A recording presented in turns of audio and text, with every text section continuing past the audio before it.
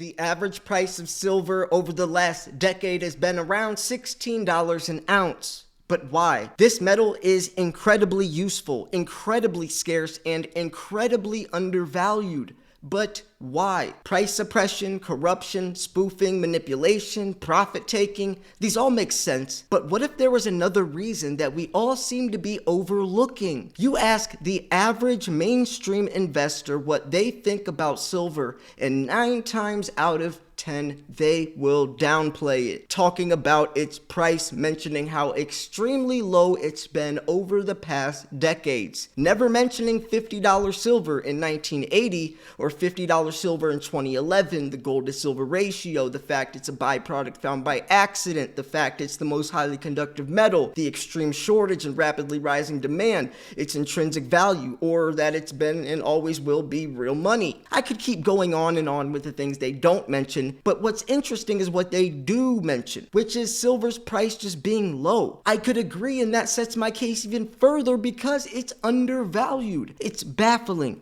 because investors are supposed to be looking forwards, investing into an opportunity of an asset based off given factors, which in silver's terms makes perfect sense.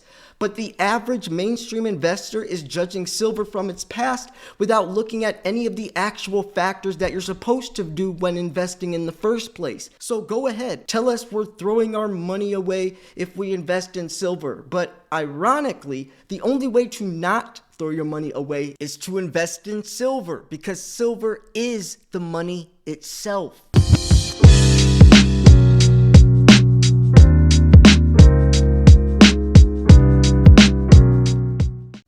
Welcome back, my friends. Thank you so much for tuning in. This is Silver Slayer, the channel that brings you silver stacking videos every single day of the week. So if you enjoy silver, then make sure to subscribe, like the video, and click the bell so you're always up to date with the latest silver news.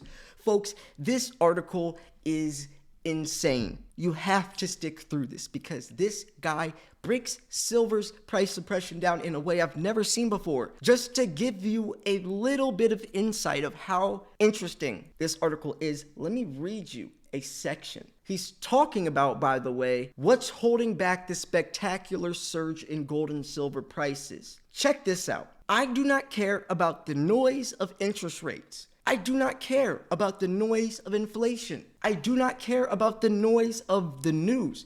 And I certainly do not care about analysis that sways with the direction of the wind, all based upon nonsense. I simply care about the human biological responses as determined through Fibonacci mathematics. It provides me with a completely objective framework through which I can view market action, and the parameters outlined above provide the framework through which I will be viewing the metals over the coming weeks. It gets even heavier in the paragraph below that, but now you get an idea of why this article is so interesting and why I'm so excited to share it with you guys.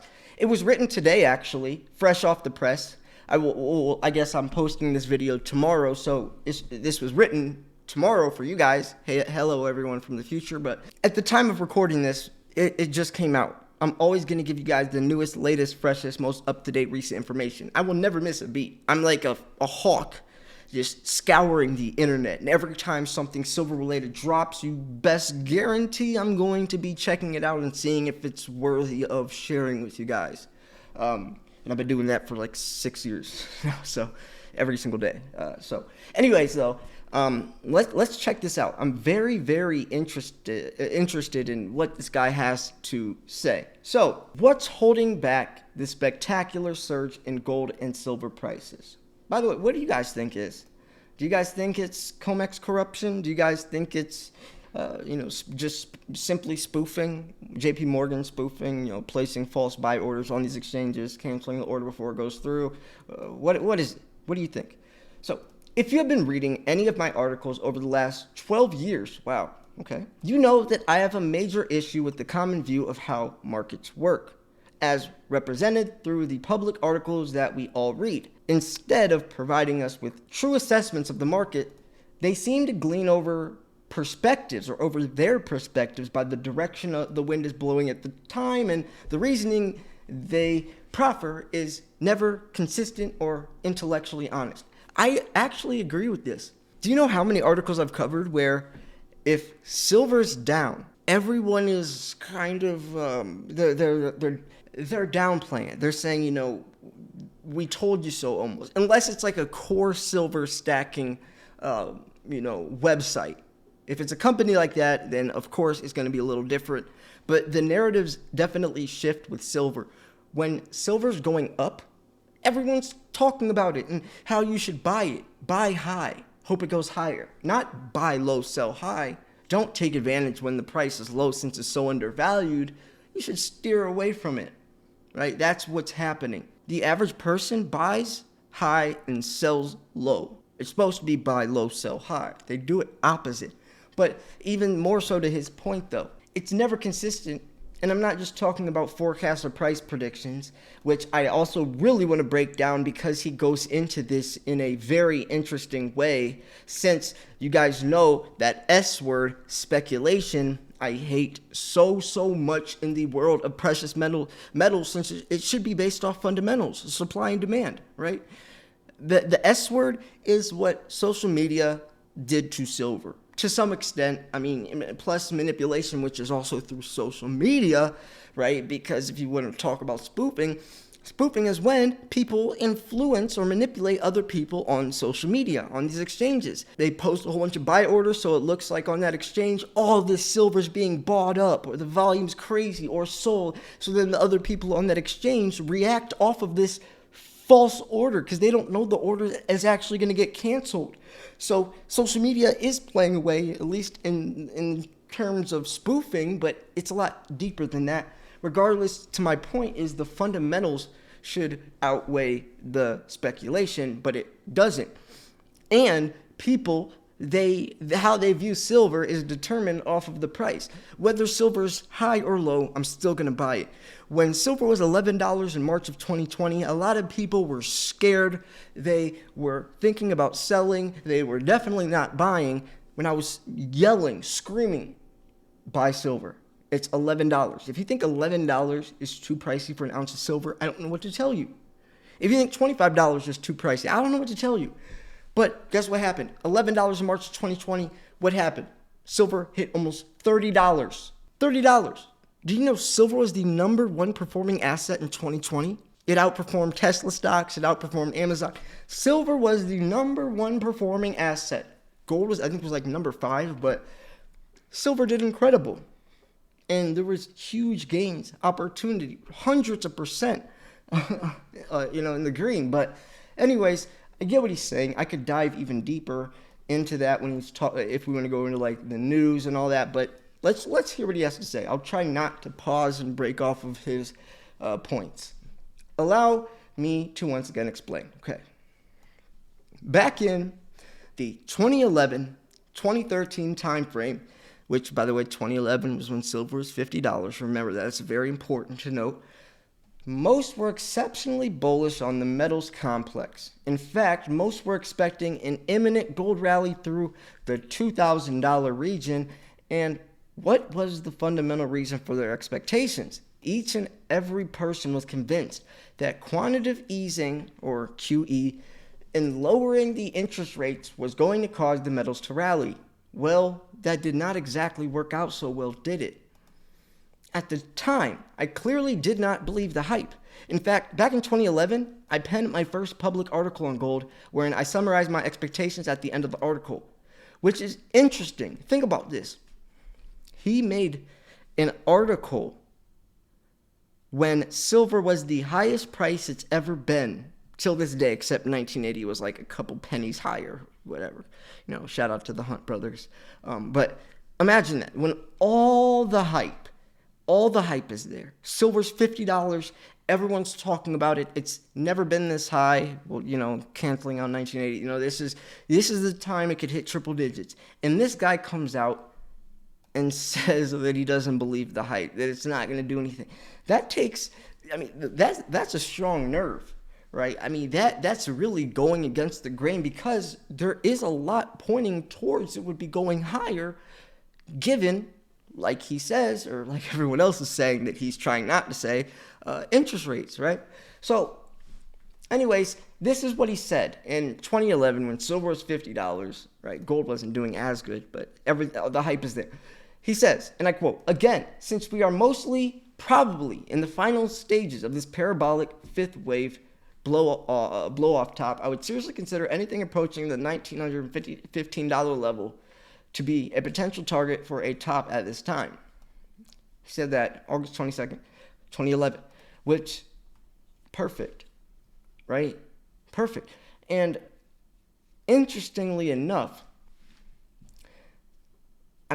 okay, let me hear what he did with silver before I start going off. It's going to be really hard to just to not pause and break off my opinions because I want to hear what he has to say, but I guess that's why you watch my channel, to hear my thoughts as well.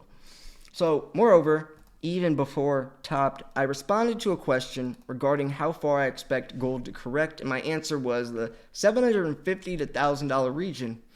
As we now know, gold topped within $6 of the target I set the month before, and then bottomed within $50 of the target I set years before. And my friends, gold dropped almost $900 during a Fed easing cycle.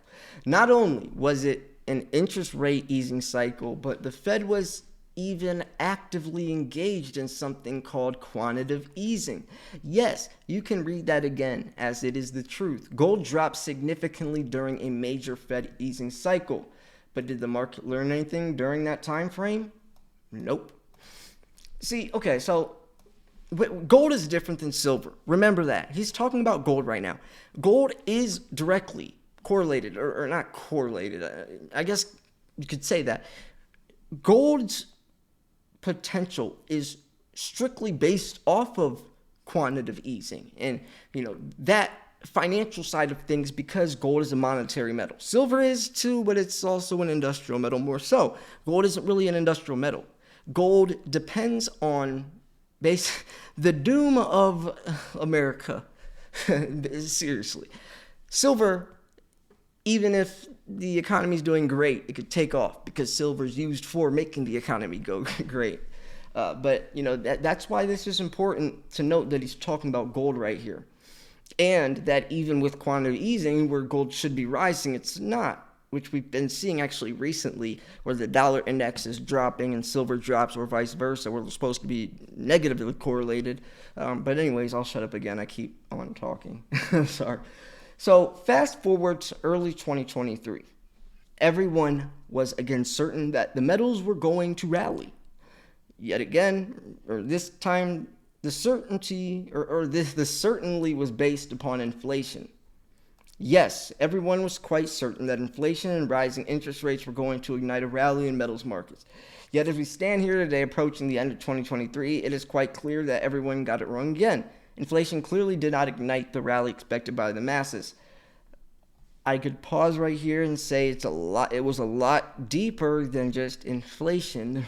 I mean, think about everything that's happened over the past year. There's more extreme things going on than just inflation. Yes. Remember. Oh crap! I forgot. He's just talking about gold right now. I got to remember that. So yes, with gold, yes, I can agree. So anyways, he goes on to say, so of course, does this make the media question their perspective as to what drives metals? Nope. So what did they do? Rather than question the underlying reasoning that had them looking in the wrong direction, they decided to come full circle back to the foolishness of 2011, 2013, wherein commentators and analysts again hailed to the potential for a metals rally based upon rate cuts. You really cannot make this up. People really do not learn from their mistakes. This past week, I saw multiple articles touting the lowering of interest rates as the reason for metals to rally. This is one example of the many articles and comments I read over the last week. Gold surges to 2-week highs as metals bulls see Fed ending rate hikes. This is stuff, and a lot of times I will skip over an article like this because it's missing the bigger picture. This is not why, maybe for gold, this is not why I invest in the precious metals. And this is not why I think that precious metals have so much potential to rise in price. That's not why. There's much bigger problems at hand, especially with silver. I think a better way to break it down for people to understand where we're coming from would be like this. It's not gold and silver rising in price. It's the dollar decreasing in purchasing power. It's not gold and silver triple digits now, meaning it's $100 because it's worth so much. It's actually the dollar becoming worthless that it takes that much fiat to equal an ounce. You get what I'm saying? People have it backwards. And once you understand that, then the question of triple digit silver doesn't seem that crazy, because we know the dollar's lost 98% of its original purchasing power. We're $34 trillion in debt. Throwing out billions here, left, right, front, center, sideways, to the middle, even a little bit, backwards. That doesn't sound as crazy as thinking of silver hitting triple digits as silver rising to $100. It's more so the dollar's so weak it takes $100 to equal 1 ounce. Just like the saying, regardless of who says that 1 ounce coin is worth what, is irrelevant. The price tag is irrelevant because the coin's value is the 1 ounce inside of it, not the price tag. And once you could look at silver intrinsically, looking at the 1 ounce, then you could realize the price tag shifts with the purchasing power of the dollar, which is irrelevant.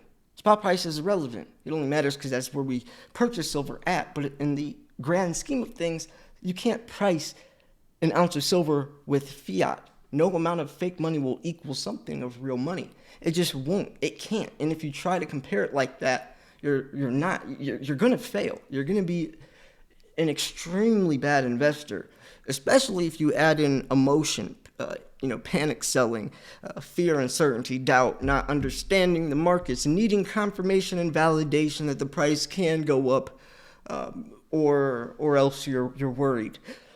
True stackers, and if you invest in anything, you shouldn't need to see the price going up for you to have faith. When silver's going down, us stackers are celebrating because we can get it for cheaper. A lot of people are worried when it's going down. They see their investment in the red, start second guessing themselves. But why? If you're investing in something, that means you're looking forwards. So why would it matter right now? Unless are you going to sell anytime soon? If you're not, then why does it matter? A perfect example of where I saw this on a very large scale. Early February 2021, Wall Street silver pushed silver up to $30. Everyone was buying silver. Silver hype train came from Wall Street bets, right? The AMC stuff, GameStop. Everyone was buying silver. $30. Most people bought silver at that price. 26, 27, around that range. Then over the next several months, silver drops down to almost half of that. Most people sold. They bought high when all the hype was there, friends, family, the news, everyone's talking about it. But then, and they didn't know why they were buying it. They just bought it because everyone else was, not understanding it. And then they sold several months later, probably transferring it back into Bitcoin or whatever, or some stock. They bought high, sold low. They bought it. They didn't even understand why. And if they would have held on, silver actually did correct and go back up to where they at least could have sold and broke even. But it's a terrible way to invest. That's more like gambling. Investors make strategic decisions based off information. Gamblers throw money at the wall, hope it sticks, with the odds highly against them. Highly, highly against them. Investors tweak those odds in our favor based off information. See, we look at this asset, and for gamblers it would be a lottery ticket. We look at this and we factor in several different things, and that will determine where we think that price will go. See what I'm saying? So anyways, I know I just went on a huge, tangent, but I think that stuff needs to be said. So anyways, he goes on to say, folks, at the end of the day, metals are not driven by rate cuts or inflation, as neither perspective has consistently proven to drive the metals in the past. Rather, they are driven by market sentiment. This perspective allowed me to be able to identify a topping structure in 2011, identify where gold would drop before it even topped, and then allowed me to identify when it was bottoming in real time. So then he says this message. I want to try to highlight where he goes into silver. Here we are. Okay, so this is silver. I know this video is pretty long. If you've stuck around this far, pat yourself on the back. You didn't click off the video thinking you know everything, right? You didn't click off within the first 2-3 minutes, closed-minded. You've been soaking up all the information, and as you've seen, the second half of this video has actually been, more of the good stuff. So he goes into silver. He says, while many are looking for the metals to again shine, I will be honest that I am as well. See, this guy is very bold in his opinions, and he's accurate, and he even says himself he's looking or thinking that metals will shine. However, however, market sentiment gives a bit deeper insight as to when I am going to turn uber bullish. Nice word, uber. And the clues I am watching are based on the silver market. So I'm going to try to keep this rather simple. The $24.23 region still represents a bearish point of resistance at which we must overcome before we see a breakdown below $21.92 provided with strong bullish signal. I'm not going to go over these exact numbers. I'm going to highlight the stuff. So he's saying that this will likely carry us through 2024 in the metals complex. Of course, we'll see further corrective pullbacks along the way during that rally. So yeah, it's going to go up to around $25, $26, and if it does that, I'm sure $30 is right around the corner, especially given what's going to be happening next year with the 2024 presidential election and everything, right? Both wars. Things are crazy. I'm not trying to say silver's going to hit $5 million next year. I'm not saying that. I'm saying that things are definitely looking up a lot. There's a lot of potential there. A lot of people take my words out of context. So should the price be able to overcome that resistance in the coming weeks, and we will likely have a confirmation of a bull market phase taking hold in the metals complex, with silver likely leading the change or the charge. Remember, silver is, I call it gold on steroids, because it's very extreme, and it's an exaggerated form of gold. If gold's going to rise 5 or 10%, silver will rise 15%. And vice versa. That's why it's also called the devil's metal. It can be very, very risky, because if gold drops 5 or 10%, silver will drop 15%. So there's more room for error, but also more room for reward. You got to be careful if you're trading it, which I don't know why you would trade a precious metal online when the whole point of it is to own it physically, because if you can't hold it, you don't own it. If this is someone's first time watching a silver video, they've gotten so much information pounded into their brain from the introduction to now. I've talked about a lot, and a lot of it is why you should own silver, but I just thought about that, like just someone just clicking on this video by accident or randomly, just like, what the heck is this guy talking about? But anyways, if silver is unable to take out sided resistance, but then breaks below $21.92, it strongly suggests that the market is pointing us towards the $18 region before it attempts another bullish setup. I don't think we will ever see silver at that price anymore.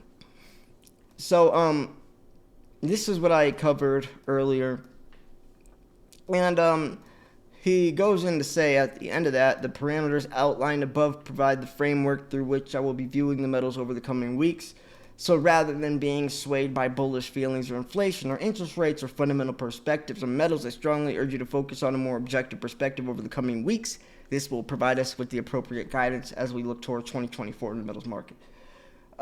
So great article.